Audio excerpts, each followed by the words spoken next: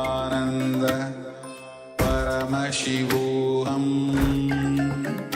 Om Nityananda Paramashivoham Om Nityananda Paramashivoham Om Nityananda Paramashivoham Om Nityananda Paramashivoham Om Nityananda Paramashivoham Om Nityananda Paramashivoham Om Nityananda Paramashivoham.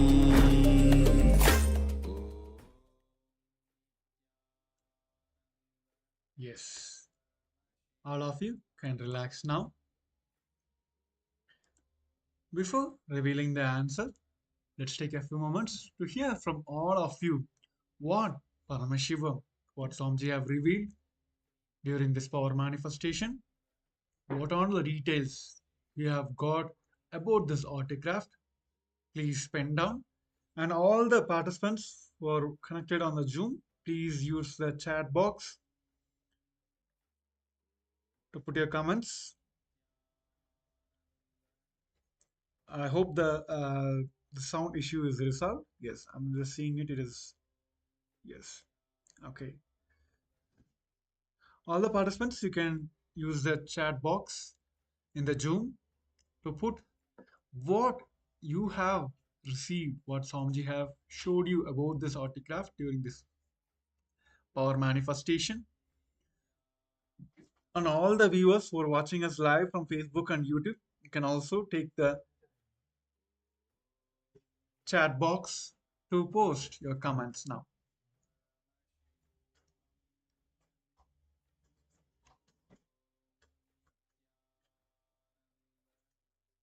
So let me go ahead and show the answer. It is the terracotta army. The carved warriors contain 6,000 statues. Every one of them was unique with distinctive hairs, clothing, rank, and more. These collections actually reveal the incredible insights into the life of 2nd century BC in China. So these statues stand as the god for the emperor to guard him for eternity in life after death also. So whatever the informations you're able to manifest, please go ahead and post it in the chat and also in the Zoom comment box.